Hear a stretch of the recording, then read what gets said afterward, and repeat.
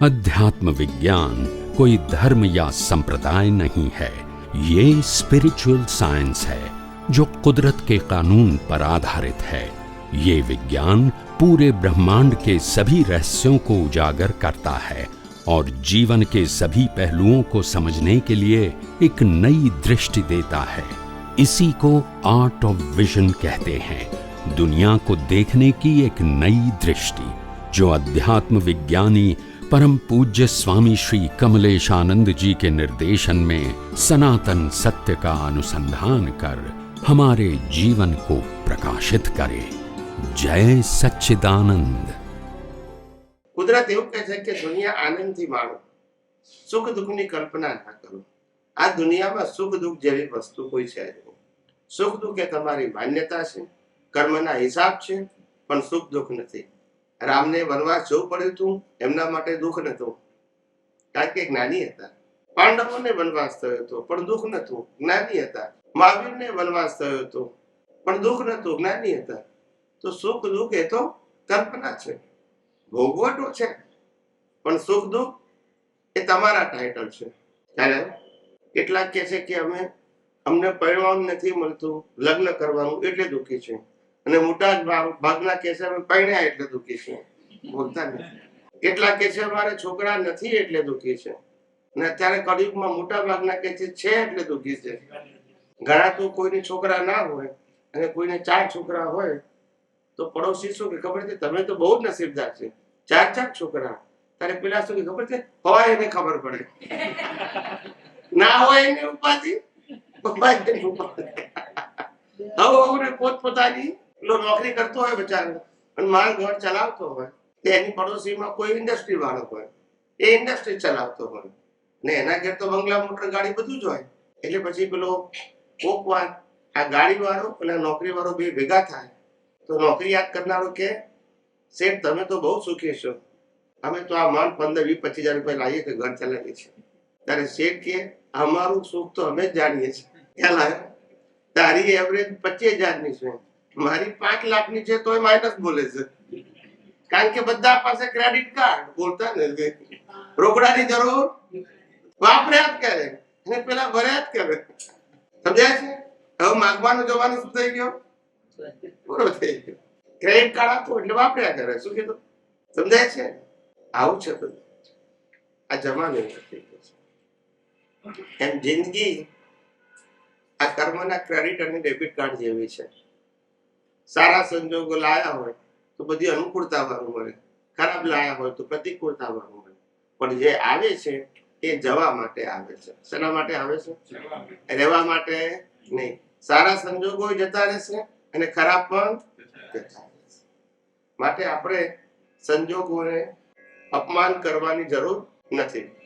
સ્વામીજી સવારે 4 ધ્યાન બાબતે વાત થઈ, તો આઠ ધ્યાન, રૌદ્ર ધ્યાન એ કુદરતી રચનાના ભાગરૂપે પણ હોય અને પુરુષાર્થમાં પણ હોય, એ રીતે હોય શકે? ધ્યાન શબ્દ પુરુષાર્થ માટે વપરાય, ક્રિયા શબ્દ પરિણામ, ક્રોધ, માન, માયા, લોભ ક્રિયા કહેવાય। આર્ત ધ્યાન, રૌદ્ર ધ્યાન, ધર્મ ધ્યાન, ધાર્મિક ક્રિયા નહીં, ધર્મ ધ્યાન અને શુક્લ ધ્યાન। ધ્યાન એ જ્ઞાન દર્શનનો પ્રશ્ન છે અને ક્રોધ, માન, માયા, લોભ એ મન વચન કાયાનો પ્રશ્ન છે, સમજી ગયા? મન વચન કાયાનો પ્રશ્ન એટલે ક્રિયા, ક્રિયા એટલે પરિણામ, ધ્યાન એટલે પુરુષાર્થ, સમજાયું? મને અંદર ચિંતા થતી હોય, મતલબ કે આ ધ્યાનની વાત હોય અને જોડે જોડે હું ધ્યાન દર્શનના એમાં પણ હોઉં, એવું ના બની શકે? એવું ના, ચિંતા તમને જે થાય છે, તમને જે ચિંતા, એ ચિંતા વિચારોના રૂપે હોય તો એને ધ્યાન ના કહેવાય, ચિંતા દ્રષ્ટિ રૂપે હોય તો ધ્યાન કહેવાય। દ્રષ્ટિ એટલે આર્ત અને રૌદ્ર ધ્યાન, બીજાને આર્ત ધ્યાન એટલે પોતાને પીડાકારી ધ્યાન, કોઈને જોઈને પોતે દુઃખી થઈ જાય એ પીડાકારી ધ્યાન, સમજાય છે? પોતાને અથવા તો અંદર સહન કરવું, એ પોતાને પીડાકારી ધ્યાન એને આર્ત ધ્યાન કહેવાય। બીજાને પીડા કરવાનું ધ્યાન એને રૌદ્ર ધ્યાન કહેવાય। હું ધ્યાન કહું છું, ક્રિયા બોલતો એટલે ખાસ ધ્યાન રાખજો, કોઈને હેલ્પ કરવાનો ભાવ એને ધર્મ ધ્યાન કહેવાય, અને નિરંતર પોતે શુદ્ધાત્મામાં રહેવું એ શુક્લ ધ્યાન છે। આ ધ્યાન છે, આ ક્રિયા નથી. સમજાય છે? જી ધ્યાન પછી ભાવમાં કન્વર્ટ થાય. સમજાય? આર્ત ધ્યાન, રૌદ્ર ધ્યાન, ધર્મ ધ્યાન એ શરૂઆતમાં ધ્યાન છે, પછી પુરુષાર્થમાં કન્વર્ટ થઈ અને ભાવમાં બને, કર્મ બને. સમજાય? શરૂઆત અહીંથી થાય, ધ્યાનથી. દાદા એમ કે મહાત્માઓને આર્ત ધ્યાન રૌદ્ર ધ્યાન ના હોય એ કઈ અપેક્ષા કર્યું? આર્ત ધ્યાન ના હોય, રૌદ્ર ધ્યાન ના હોય, એ કઈ અપેક્ષાએ કીધું? એવું છે કે પરિણામ સ્વરૂપે આર્ત ધ્યાન, રૌદ્ર ધ્યાન પુરુષાર્થ રૂપે ના હોય એવું કહેવા માંગે છે. પણ એ ક્યારે? કે જ્યારે એ પોતે દેહ અને આત્મા છૂટા અનુભવી શકે તો. સમજાય છે? બરાબર. જ્ઞાની પુરુષે જ્ઞાન શું આપ્યું? બરાબર. હું શુદ્ધાત્મા. બરાબર છે? અને હું ચંદુલાલ નથી, પણ પછી હું ચંદુલાલ થઈ જાઉં તો આવી જાય પછી. હું શુદ્ધાત્મા છું એ લક્ષમાં ન રહે અને હું ચંદુલાલ છું એમ જ વર્તું તો તો થાય પછી બધું. તો વાત છે. એમને જ્ઞાન કીધું, એ જ્ઞાનના રિઝલ્ટમાં કોઈ ખામી નથી, પણ એમને આપેલું જ્ઞાન તમને ના રહ્યું તો શું કરવાનું? બોલતા નથી. સમજાયું કે નહીં? ઘેરથી બાપાએ કહેલું કે ભાઈ ડ્રાઇવિંગ કરતા કરતા ફોન ઉપર વાત કરવી નહીં, નહીતર એક્સિડન્ટ થવાની શક્યતા છે. પણ આપણે તો આદત મુજબ જેવો ફોન આવ્યો ડ્રાઇવિંગ કરતા, હાલો કેમ છો, થઈ ગયો. બાપા કહે છે મેં તો કહ્યું તું તને નહીં થાય. બસ હવે કેમ બોલતા નથી? ના સમજાય? તમે કોઈ વ્યક્તિ એ શું કે છે કે તમે જ્ઞાનમાં રહો તો નહીં થાય તો ધન કોણ ના પડે છે, પણ જ્ઞાનમાં ના રહો તો પછી શરત મૂકીને એ જ હોય. એટલું ધ્યાન રાખવાનું કે મારું અજ્ઞાન દુનિયામાં મહાવીર કાઢી શકે નહીં, પણ અજ્ઞાન કાઢવાનો માર્ગ કોઈ પણ આપી શકે અનુભવી.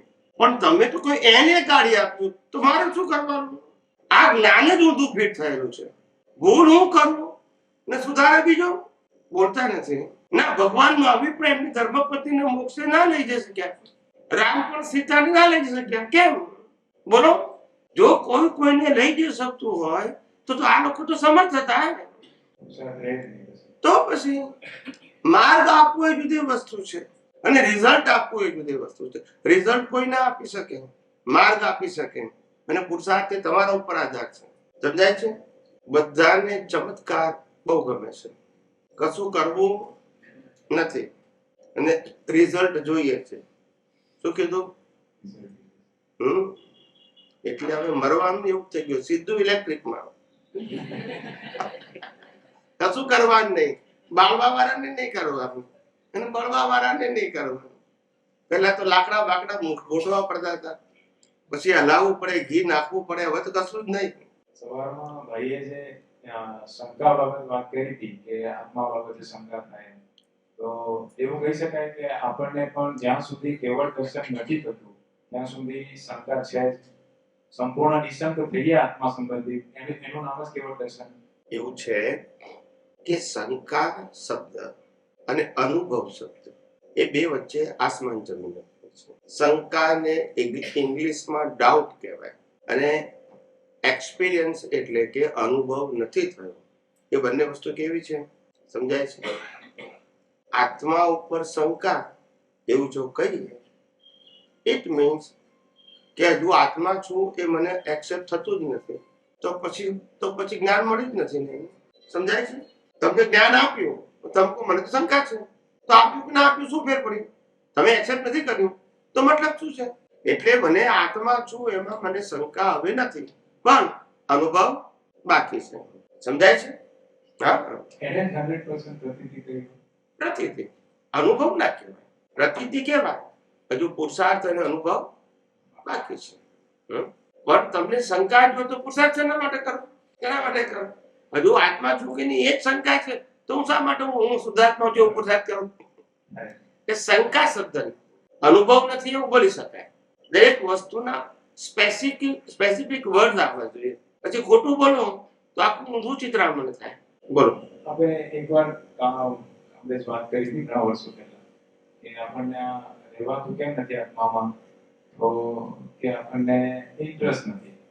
પછી પેલા આપણે પૂછ્યું કે ઇન્ટરેસ્ટ કેમ નથી, તો કે આપણને કહ્યું કે કિંમત સમજાઈ નથી. હવે કિંમત સમજવી હોય એની માટે આપના લેવલથી કોઈ લેવા હોય એટલે અટકી ગયું હતું એમ. એટલે જાગૃતિ શબ્દ કોને કહેવાય? જાગૃતિ રાખવી એને શબ્દ કોને કહેવાય? કોઈ પણ વસ્તુની પહેલા વેલ્યુ હોવી જોઈએ. વેલ્યુ હોય તો પછી ઇન્ટરેસ્ટ આવે, ઇન્ટરેસ્ટ આવે તો પછી ઉપયોગ થાય, અને ઉપયોગ થાય તો પછી અનુભવ થાય. આ એની રીત છે. રીત ખ્યાલ આવે? પહેલી વેલ્યુ, પછી ઇન્ટરેસ્ટ, પછી એપ્લિકેશન અને પછી એક્સપિરિયન્સ. પણ વેલ્યુ જ ના હોય તો ઇન્ટરેસ્ટ કઈ આવે? ને ઇન્ટરેસ્ટ ના હોય તો ઉપયોગ થાય, ને ઉપયોગ ના થાય તો આ સમજવા જેવું છે કે આપણે બેંકમાં ગયા હોય અને 2 લાખ રૂપિયા રોકડા ઉપાડીને આપતા હોય ખિસ્સામાં મૂકીને, અને ભીડ વાળો રસ્તો હોય અને 2 કિલોમીટર ચાલીને આવવાનું હોય. કેવું આવવાનું હોય? હા, હવે 2 કિલોમીટર ચાલીને આવ્યા હોય, આવવાનું હોય ઘેર એ ઓફિસે, અને આપણા ખિસ્સામાં 2 લાખ રૂપિયા છે. આ ખિસ્સામાં 2 લાખ રૂપિયા છે ને આ ખિસ્સામાં હેન્ડ કર્ચીફ છે, ને રસ્તામાં આવતા હોઈએ તો આ 2 લાખ રૂપિયાના ખિસ્સા ઉપર ધ્યાન રાખવું પડે કે રે? કેમ? આ બધું કેમ ના રે? ત્યાં કેવી સમજણ પડે છે? ત્યાં કોને સમજાય? વેલ્યુ વગર ઇન્ટરેસ્ટ આવે? ઇન્ટરેસ્ટ વગર જાગૃતિ આવે? વેલ્યુ જ ના હોય તો પછી ઇન્ટરેસ્ટ ક્યાંથી આવે? એમ તમને જ્ઞાનમાં વેલ્યુ જ નથી તો પછી શું થાય? શું કીધું? દેખાતી જ નથી, એની વેલ્યુ કઈ રીતના થાય કે અનુભવ કઈ રીતના? એ તો આપણે ઇલેક્ટ્રિક ના બિલ ચૂકવીએ ત્યારે ખબર પડશે કે દેખાતું જ આપીએ છે ને બિલ. ત્યાં તો પૂછતા નથી આપણું. આપણે ઇલેક્ટ્રિક નું બિલ કેમ આપીએ છીએ? દેખાતું તો છે નહીં. આપણને દેખાતું જ નથી ને. આપણે નાખી કે અમને દેખાતું જ નથી, શેના આપીએ? તારો જવાબ શું છે? દેખાતું નથી. એનો મેં જવાબ આપ્યો. આ કોઈ વ્યક્તિને આપણે કે આપણા કાકા છે, પેલું ક્યાં દેખાય છે? તો શું કહે છે? આ જગતની અંદર જે દેખાય છે એ છે નહીં, અને જે છે એ દેખાતું નથી. આ કુદરતનો નિયમ છે. જે દેખાય છે એ છે નહીં, અને જે છે એ દેખાતું નથી. આ જગતમાં 6 તત્વો છે. એક ચેતન છે, બીજું જળ તત્વ છે, ત્રીજું ગતિ સહાયક તત્વ છે, ચોથું સ્થિતિ સહાયક તત્વ છે, પાંચમું સમય તત્વ છે, ને છઠ્ઠું સ્પેસ છે. આ 6 વસ્તુ છે કાયમની, પણ દેખાતી નથી. ને જે દેખાય છે એ છે જ નહીં, કારણ કે આજે છે ને કાલે, અને પેલું છે. સમજાયું? ટાઈમ ઓછો છે એવું નહીં. આ 6 તત્વો કાયમના છે પણ દેખાતા નથી, અને જે દેખાય છે એ બધું ટેમ્પરરી છે. માટે આજે છે ને કાલે. સમજી ગયો? એટલે જે દેખાય છે ખરેખર છે નહીં, અને ખરેખર છે એ દેખાતું જ નથી. નથી દેખાતું એ કાયમનું છે, પણ એ દેખવા માટેની દ્રષ્ટિ પ્રાપ્ત કરવાની, અને દ્રષ્ટિ પ્રાપ્ત કર્યા પછી અનુભવ તરફ આગળ વધવાનું. તું પૈણીશ તારે ખબર પડશે કે વાઈફ ને પૈણે ત્યારથી પહેલું ટાઇટલ મને આ મારી વાઈફ છે, પછી અનુભવ થવાની શરૂઆત થાય. એ પહેલા થાય જ નહીં. ઘણા તો 60-70 વર્ષે ખબર ના પડે કે વાઈફ એટલે કોને કહેવાય. એ કે 60 વર્ષ થાય તોય ખબર નથી કે ક્યારે આ વાઈફ શું કરે ને હસબન્ડ શું કરે.